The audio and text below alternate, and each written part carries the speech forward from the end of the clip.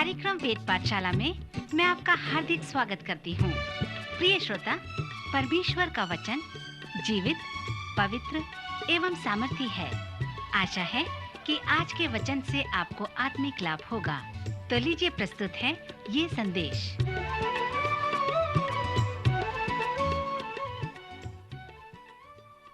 प्रिय श्रोता मित्र, वेद पाठशाला की अगली कक्षा में आपका स्वागत है। आप में से कुछ लोग हैं जो इस सर्वेक्षण के अंतिम पड़ाव में हैं। यह कक्षा हमारे सर्वेक्षण का एक भाग है जो पवित्र शास्त्र के पुस्तकों का परिचय देता है और मेरे व आपके जीवन में पवित्र शास्त्र के व्यक्तिगत व आत्मिक प्रयोग को लागू करता है। इस सर्वेक्षण का प्रारंभ उत्पत्ति की पुस्तक से हुआ था और अब उसने हमें 358 कक्षा के चरण में ले आया है, जो इस कक्षा में आने वाला अंतिम कक्षा है। अगली कक्षा हमारे इस सर्वेक्षण की अंतिम कक्षा होगी। मैं चाहता हूं कि आप अपने बाइबल खोल लें, जो बाइबल का अंतिम पुस्तक है, अर्थात यीशु मसीह का प्रकाशित वाक्य। जब हमने उत्पत्ति की पुस्तक का सर्वेक्षण प्रारंभ किया था, तब मैंने कहा था कि हम एक लंबी यात्रा प्रारंभ कर रहे हैं। अब हम उस यात्रा के अंत में पहुंच चुके हैं। मुझे आशा है कि आप लोग जो इस संपूर्ण यात्रा में मेरे साथ रहे हैं, उस सच्चाई से परिचित हुए होंगे जो इस पवित्र शास्त्र के 66 पुस्तकों में दिए गए हैं। इन पुस्तकों के परिचय को देने का मेरा अर्थ यह है कि इन पुस्तकों को अपने जीवन में बाकी समय में पढ़ सको। जब आप वचन में आते हैं और परमेश्वर वचन खोलता है तो यह बहुत महत्वपूर्ण है। अब जबकि हम प्रकाशित वाक्य में आते हैं और जैसे मैंने आपसे कहा कि इस पुस्तक का संदेश परमेश्वर के लोगों के लिए उसकी ओर से सांकेतिक संदेश है, और यदि आपको उस संदेश को समझना है तो आपको कुंजी की आवश्यकता होगी जो उस संकेत शब्द को तोड़ सके, और जो मूल कुंजी है वह पवित्र आत्मा है, और दूसरी कुंजी वो ज्ञान है जो प्रकाशित वाक्य के सभी संकेत व चिन्ह हैं जो पवित्र शास्त्र पे आधारित है। तीसरी कुंजी प्रकाशित वाक्य की रूपरेखा है कि कैसे इस पुस्तक की रूपरेखा बताई गई है, कैसे यह पुस्तक व्यवस्थित की गई है। यूहन्ना को 3 भागों में कार्य दिया गया था, और वो कार्य था कि जो बातें तूने देखी हैं उन्हें लिख ले। उसने उन्हें पहले अध्याय में किया। यह पतमुस के टापू में उसका अनुभव था। फिर उसे कहा गया जो बातें हो रही हैं उसे लिख ले। अनेक विश्वास करते हैं कि वह दूसरे व तीसरे अध्याय हैं जिसमें यूहन्ना ने 7 कलीसियाओं को पत्र लिखा था। फिर यूहन्ना को कहा गया कि उन बातों को लिख ले जो इन सब के बाद होने वाली है, अर्थात इस कार्य का संबंध भविष्य से है। सो अनेक लोग विश्वास करते हैं कि यूहन्ना ने अपने कार्य को पुस्तक के अंतिम भाग में पूरा किया, अर्थात 4थे अध्याय से प्रकाशित वाक्य के अंतिम अध्याय तक। यह भाग उसके कार्य का एक बहुत बड़ा कठिन भाग था। अगला कुंजी और भी है जो पुस्तक की रूपरेखा है। उसे समझना है कि कैसे 6वें अध्याय से 19वें अध्याय तक रूपरेखा दिया गया है। यह भाग उस रूपरेखा की और उस पुस्तक का भी कठिन भाग है। पिछले चरण में मैंने इस विषय पर बहुत समय व्यतीत किया था। फिर 5वें नंबर की जो कुंजी है उसकी आप प्रशंसा करेंगे। यदि आपने पिछले अध्ययन में बताए गए बातों को समझ गए हैं तो 5वें नंबर की कुंजी उन घटनाओं के कालक्रम हैं जो संपूर्ण प्रकाशित वाक्य को पूरा करते हैं। यदि आप 6वें अध्याय से 19वें अध्याय में आते हैं और उसके मूल बातों को समझते हैं, जो न्याय वहां पर लिखे गए हैं, यदि आप उन्हें समझते हैं और कालक्रम के अनुसार रखते हैं, तो मैं विश्वास करता हूं कि आप उन घटनाओं के कालक्रम के विषय में नम्र होंगे। जैसे मैंने कहा कि प्रकाशित वाक्य हमें बताता है जो होने वाली हैं। बिना मानचित्र या रूपरेखा के प्रकाशित वाक्य को सीखना प्रायः असंभव है। यद्यपि यह रेडियो में समझना कठिन है, पर यदि आपने मुफ्त अध्ययन पुस्तिका के लिए हमें पत्र लिखा है तो आप उसे प्राप्त करेंगे और इसे समझने में वह आपकी सहायता करेगा। प्रभु यीशु मसीह ने कहा है, उस समय व कालों के विषय में जानना जिनको पिता ने अपने ही अधिकार में रखा है, तुम्हारा काम नहीं। उस दिन और उस घड़ी के विषय में कोई नहीं जानता, न स्वर्ग के दूत और न पुत्र, परंतु केवल पिता। यीशु के अनुसार उस दिन व उस घड़ी के विषय में कोई नहीं जानता कि अंत कब आएगा। न स्वर्ग के दूत जानते हैं और न ही परमेश्वर का पुत्र, परंतु केवल पिता ही जानता है। अब आप मुझे बताएं कि यदि स्वर्गदूत और परमेश्वर के पुत्र नहीं जानते, केवल पिता जानता है, तो कैसे आप अपने आप को दीन करके उन घटनाओं को कालक्रम में रख सकते हैं और कह सकते हैं, मैं जानता हूं कि ये सब कैसे होंगे। इसलिए इन घटनाओं के कालक्रम के विषय में नम्र बन जाएं, जो प्रकाशित वाक्य में लिखे गए हैं। हम इन घटनाओं के सच्चाई के विषय में मतवादी हो सकते हैं और बड़े अधिकार के साथ कह सकते हैं कि ये घटनाएं होंगी, परंतु कब होंगी इसके विषय में हमें कोई निश्चयता नहीं है, क्योंकि यीशु ने प्रेरितों के काम के प्रथम अध्याय में हमें कहा है कि उन समयों या कालों को जानना जिनको पिता ने अपने ही अधिकार में रखा है, तुम्हारा काम नहीं। एक घटना है कलीसिया का ऊपर उठा लिए जाना। फिर इस पृथ्वी से कलीसिया को ऊपर उठाए जाने के बाद इस पृथ्वी पर महाक्लेश का समय होगा। फिर यीशु मसीह का वास्तविक दोबारा आगमन होगा, जिसमें वह अपनी कलीसिया के साथ वापस आएगा और यहाँ राज्य करेगा। अनेक विश्वास करते हैं कि वह 1000 वर्ष का राज्य होगा। वे यीशु मसीह को इस पृथ्वी पर 1000 वर्ष राज्य करने पर विश्वास करते हैं। मित्र, फिर 6वें नंबर की जो कुंजी है इस प्रकार की है कि प्रकाशित वाक्य को पढ़ने में हमारा समझ न हो वरन एक आराधना हो। यह बहुत महत्वपूर्ण है। जो इस पुस्तक को पढ़ता है और इसमें लिखी बातों को मानता है, उसके लिए आशीष की प्रतिज्ञा की गई है, अर्थात धन्य है वह जो इस भविष्यवाणी के वचन को पढ़ता है और वे जो सुनते हैं और इसमें लिखी हुई बातों को मानते हैं, क्योंकि समय निकट है। इस पुस्तक में बहुत कुछ बातें हैं, विशेष करके कलीसिया के पत्रों में ये विशेष करके चेतावनी है और नए नियम की तरह व्यवहारिक प्रयोग हैं। इस पुस्तक में बहुत कुछ और बातें हैं जिसके लिए हमें प्रोत्साहित किया गया है कि हमें उन्हें समझने और उन बातों को मानें। मेरा भी उद्देश्य यह है कि जब आप इस पुस्तक को पढ़ते हैं, जो नए नियम में एक भविष्यवाणी की पुस्तक है, समझें और उन्हें अपने व्यक्तिगत जीवन में लागू करें, क्योंकि इस पुस्तक में एक बड़ा भाग है जिसे हम नहीं समझ पाते। मित्र, जैसे आप बाइबल के इस अंतिम पुस्तक को पढ़ते हैं तो आपका उद्देश्य क्या है? क्या आप प्रकाशित वाक्य को समझकर निपुण या प्रवीण बनना चाहते हैं? स्वर्गदूत ने यूहन्ना को सभी बातों के विषय में समझाया। यूहन्ना को उसका अनुभव मिल गया। इसके विषय में विचार करें। 19 अध्याय 10 पद और 22 अध्याय 8 और 9 पद में यूहन्ना स्वर्गदूत के पांवों पर उसे दंडवत करने को गिर पड़ा, क्योंकि वह उसे उन सब चिन्हों के विषय में बता रहा था। परंतु उस स्वर्गदूत ने उससे कहा, नहीं, तू ऐसा मत कर, क्योंकि मैं तेरा और तेरे भाई भविष्यवक्ताओं और इस पुस्तक की बातों के मानने वालों का संगीदास हूँ। परमेश्वर ही को दंडवत कर। 19 अध्याय 10 पद में हम पढ़ते हैं कि वह उसे दंडवत करने के लिए उसके पांव पर गिर पड़ा, पर उसने उससे कहा, ऐसा मत कर, मैं तेरा और तेरे भाइयों का दास हूँ, जो यीशु मसीह की गवाही देने पर स्थिर है। परमेश्वर ही को दंडवत कर, क्योंकि यीशु की गवाही भविष्यवाणी की आत्मा है। यूहन्ना रचित सुसमाचार यीशु मसीह के विषय में है। इस स्वर्गदूत के अनुसार यूहन्ना रचित सुसमाचार ही केवल वो पुस्तक नहीं है जो यीशु मसीह के विषय में बताता है।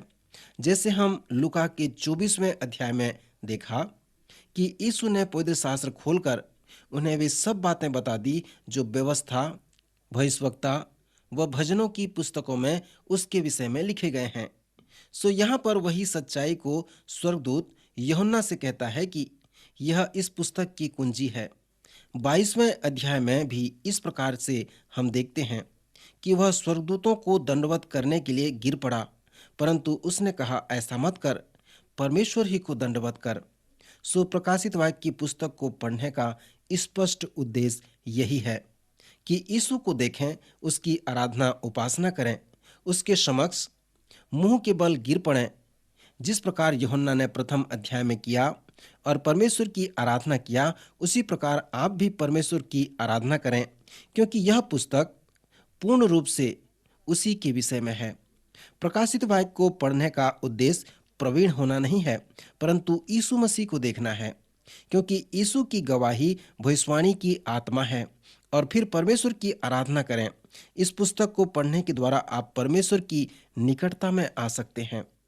जैसे आप इस पुस्तक को पढ़ते हैं तो यीशु को देखने के लिए पढ़ें, उसकी आराधना करने के लिए पढ़ें, परमेश्वर को दंडवत करने के लिए पढ़ें। यह छठवीं कुंजी है जो इस पुस्तक को पढ़ने में सहायक है। सातवीं कुंजी है कि आप अपने आप से प्रश्न पूछें कि क्यों परमेश्वर ने हमें भविष्य के विषय में बताया है। इन विषयों पर ध्यान करें। यह हमें चुनौती देता है कि पवित्र जीवन व्यतीत करें। दूसरा पतरस में हम पढ़ते हैं, जबकि ये सब वस्तुएं इस रीति से पिघलने वाली हैं, तो तुम्हें पवित्र चाल चलन और भक्ति में कैसे मनुष्य होना चाहिए। प्रथम कुरिन्थियों उसके 15वें अध्याय में हम पढ़ते हैं, सो हे मेरे प्रिय भाइयों, दृढ़ और अटल रहो और प्रभु के काम में सर्वदा बढ़ते जाओ, क्योंकि यह जानते हो कि तुम्हारा परिश्रम प्रभु में व्यर्थ नहीं है। पहला यूहन्ना 3 अध्याय में हम पढ़ते हैं, हे प्रियो, अभी हम परमेश्वर की संतान हैं और अब तक यह प्रकट नहीं हुआ कि हम क्या कुछ होंगे। इतना जानते हैं कि जब वह प्रकट होगा तो हम भी उसके समान होंगे, क्योंकि उसको वैसा ही देखेंगे जैसा वह है। इसका आत्मिक प्रयोग यह हो सकता है कि इस युग में आपको किस प्रकार होने चाहिए, किस प्रकार पवित्र जीवन व्यतीत करने चाहिए। जब आप इस पत्री को पढ़ते हैं तो आत्मिक प्रयोग यही है। क्या आप जानते हैं कि अनेक लोग यीशु मसीह के विश्वास में प्रकाशित वाक्य के लिए आए हैं, क्योंकि जो कुछ उन्होंने इसमें देखा है, विश्वास किया है। अनेक वचन भविष्य के विषय में बताते हैं, जो ये बताते हैं कि संसार का क्या होगा। वे परमेश्वर द्वारा उपयोग किए गए, जिससे लोग मसीह विश्वास में आने पाए।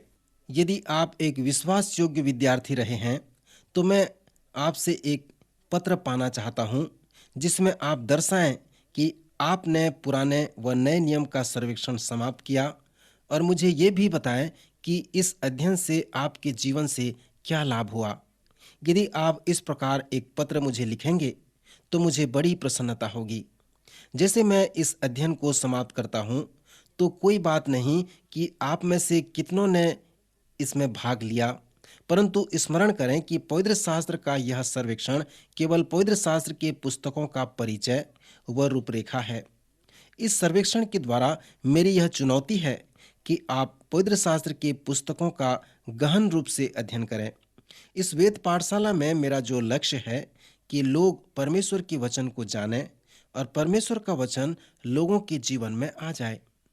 जब ये दो काम होते हैं तो लोग प्रायः विश्वास में आ जाते हैं और उनका जीवन बदल जाता है। जब मैं अपने इस लक्ष्य को प्राप्त करता हूँ तो जो विश्वास में आते हैं वे सेवकाई के लिए बुलाए जाते हैं और वे परमेश्वर की इच्छा को अपने जीवन में प्राप्त करना चाहते हैं। मित्र, यदि ऐसा आप में हुआ है तो कृपया मुझे पत्र लिखें, मैं जानना चाहूँगा। पिछले चरण में और इस चरण में हम उन कुंजियों के विषय में विचार कर रहे थे जो परमेश्वर के उस सांकेतिक संदेश को तोड़ते हैं, जिसे परमेश्वर ने अपने लोगों को पवित्र शास्त्र के इस अंतिम पुस्तक में दिए हैं। 8वें नंबर की कुंजी है कि जब आप पर्दे के पीछे को देखते हैं तो अपने इच्छा जनित विश्वास या धारणा के लिए सावधान हो जाएं कि क्या होने वाला है।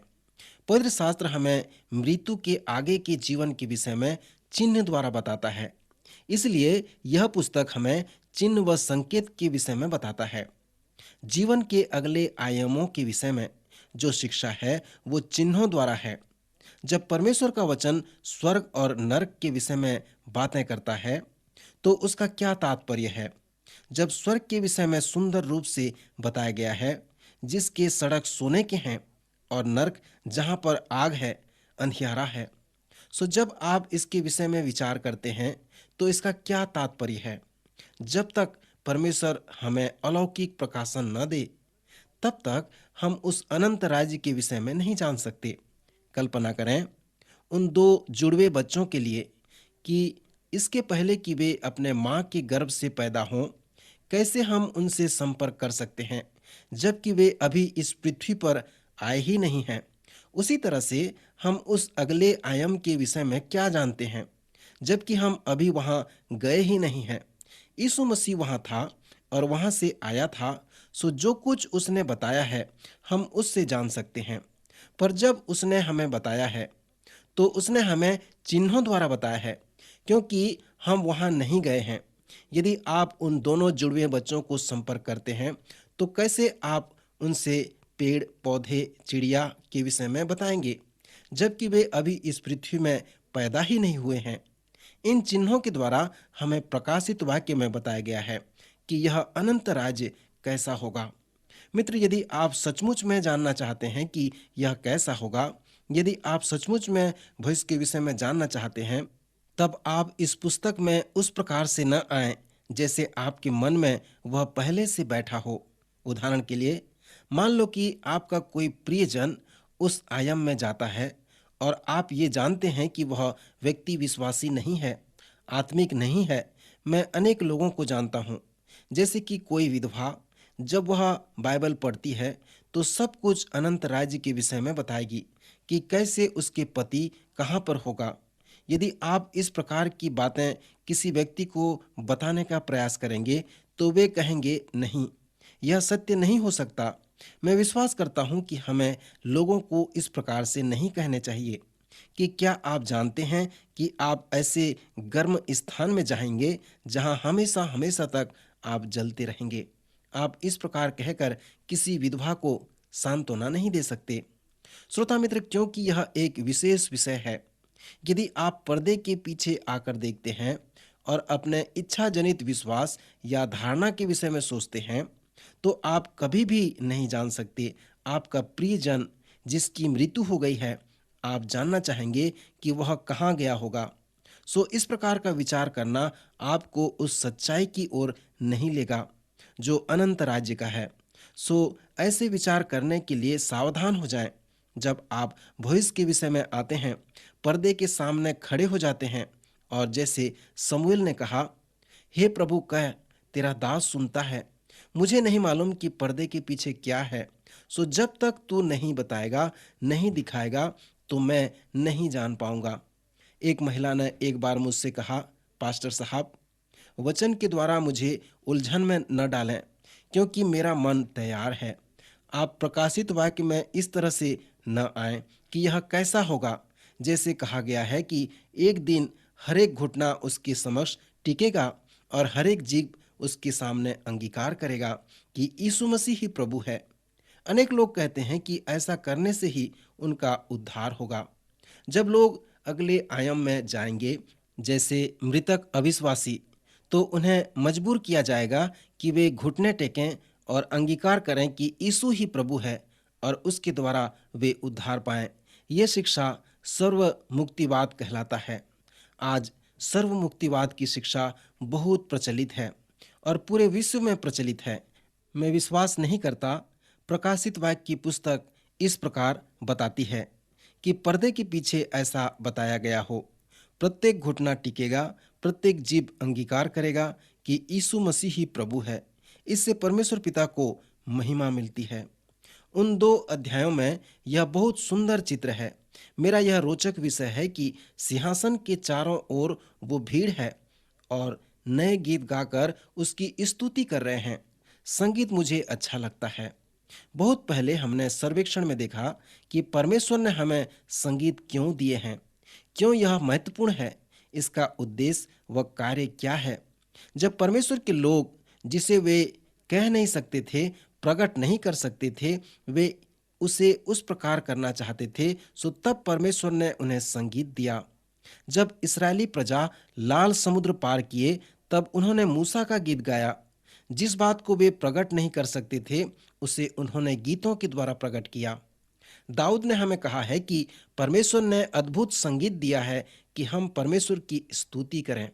जब आप परमेश्वर की उपस्थिति में धन्यवाद और स्तुति के साथ आते हैं, तो आप हमेशा उसकी स्तुति में गीतों के साथ आते हैं। मैं विश्वास करता हूं कि परमेश्वर ने हमें अन्य अन्य भाषा का वरदान दिया है, स्वर्गीय प्रार्थना की भाषा दी है, ताकि जिन बातों को हम अभिव्यक्त नहीं कर सकते उसे इस प्रार्थना द्वारा करें। परंतु यह केवल एकमात्र तरीका नहीं है जिसके द्वारा स्तुति को प्रकट कर सकें। सो परमेश्वर हमें एक नई गीत देगा। प्रकाशित वाक्य की पुस्तक विस्मित कर देने वाली है।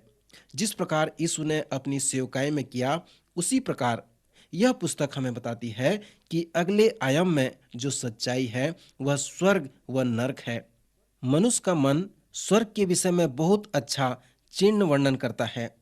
यहाँ पर अध्याय 4 और 5 में परमेश्वर के सिंहासन के चारों ओर प्राचीन हैं और नया गीत गा रहे हैं। यह बहुत अच्छा है। और पापी भी हैं और उस मेमने को प्रणाम कर रहे हैं जो सिंहासन पर है, परंतु वे उसे नरक से प्रणाम कर रहे हैं, स्वर्ग से नहीं। सो यह बहुत विस्मित कर देने वाला है। उत्पत्ति 3 में परमेश्वर ने प्रश्न पूछा कि तू कहाँ है? एक दिन हमें किसी स्थान पर हमेशा के लिए रहना है, या तो हम उस प्राचीनों की तरह परमेश्वर के सिंहासन पास जाएंगे और नया गीत स्वर्ग में गाएंगे, या फिर उन पापियों की तरह उन मेमने को नरक से ही प्रमाण करेंगे। सो हम दोनों स्थान में से किसी भी एक स्थान में जाएंगे, क्योंकि परमेश्वर हमसे प्रेम रखता है। वह हमें पूछता है कि तुम कहाँ हो, क्योंकि अभी आप जहाँ पर हैं उसी के अनुसार आप कहाँ रहने जाएंगे आधारित है। यीशु ने उस धनवान व लाजर के विषय में दृष्टांत दिया कि एक दिन वे कहाँ थे और दूसरे आयाम में वे दोनों कहाँ पर गए। मित्र, फिर हम 10वें नंबर की कुंजी में आते हैं, तो यहाँ पर अध्याय 4, 5, 19, 20, 21 और 22 में स्वर्गीय ड्रामा बताया गया है। फिर अध्याय 6, 8, 9, 16, 19, 20 में सांसारिक ड्रामा बताया गया है। 11वें नंबर की कुंजी है कि आप इन सूचनाओं को न भूलें, उन्हें स्मरण रखें। 12वें नंबर की कुंजी है कि यीशु राजाओं का राजा है और प्रभुओं का प्रभु है। पवित्र शास्त्र उसी के विषय में हमसे बातें करता है। आप उस पर अपना ध्यान लगाएं। 13वें नंबर की कुंजी है, ध्यान करें कि यूहन्ना को कहा गया कि वह उसका प्रकाशन प्राप्त करेगा जो होने वाले हैं। सबोपदेशक में सुलेमान ने हमें कहा है कि न्याय होगा, क्योंकि बहुत अधर्म हो गया है और परमेश्वर सच्चा न्यायी है, सो न्याय होगा। फिर 14वें नंबर की जो कुंजी है, इस पुस्तक को पढ़ें और समझें, सुने व माने, क्योंकि ऐसा करने से आपके लिए आशीष की प्रतिज्ञा की गई है। फिर 15वें नंबर की जो कुंजी है कि जब आप इस पुस्तक को पढ़ते हैं तो उसको उस वचन के उस लेखांशों से उसे तुलना करें जो अंतिम समय के विषय में बताए गए हैं। फिर वे आपकी सहायता करेंगे कि आप उन्हें समझ सको। मैं आपका धन्यवाद करता हूँ कि आप हमारे साथ पुराने व नए नियम के सर्वेक्षण में साथ रहे, और आशा करते हैं कि आगे भी विश्वास योग्यता के साथ परमेश्वर की वचन का अध्ययन करेंगे। परंतु उससे भी अधिक मेरी ये प्रार्थना है कि परमेश्वर ने इन पाठ के द्वारा आपको ऐसा व्यक्ति बना दे जैसा वह चाहता है। सो आइए हम प्रार्थना करें। हमारे प्रिय प्रभु, हम आपका धन्यवाद करते हैं। हम एक बार प्रभु संपूर्ण पवित्र शास्त्र का सर्वेक्षण कर सके। हम धन्यवाद देते हैं हमारे श्रोतागण के लिए। प्रभु सबों को आप आशीष दें। जो कुछ भी प्रभु उन्होंने सीखा है उसे वे अपने जीवन में लागू करें, उसके अनुसार चलें। प्रभु ऐसी सहायता करें। अगले जो हम अध्ययन प्रारंभ करते हैं प्रभु, उसके लिए हम आपसे विनती करते हैं, आप हमें पवित्र आत्मा की सामर्थ दें, अगुवाई दें, ताकि हर एक वचन को समझें और आपसे आशीष प्राप्त कर सकें। हमारे उद्धारकर्ता प्रभु यीशु मसीह के नाम से मांगते हैं, आमीन।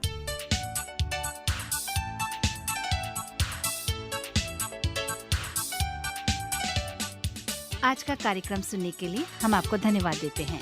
श्रोताओ, आत्मिक विषय से संबंधित कोई सवाल आपके मन में है तो आप अपने सवालों का जवाब इस पते पर प्राप्त कर सकते हैं। हमारा पता है कार्यक्रम Ved Pathshala, radio Vishwavani, post box number 317, Lucknow 226001, Uttar Pradesh. पता एक बार फिर सुन लीजिए। कार्यक्रम Ved Pathshala, radio Vishwavani, post box number 317 Lucknow 226001 Uttar Pradesh. और हाँ श्रोता, आप हमसे ईमेल के द्वारा भी संपर्क कर सकते हैं। हमारी ईमेल आईडी है hindiembassy@radio.vv.org, hindiembassy@radio.vv.org। अब हमारे कार्यक्रम का समय यहीं पर समाप्त होता है। अगले कार्यक्रम में आपसे फिर भेंट होगी। तब तक के लिए हमें आज्ञा दीजिए। नमस्कार।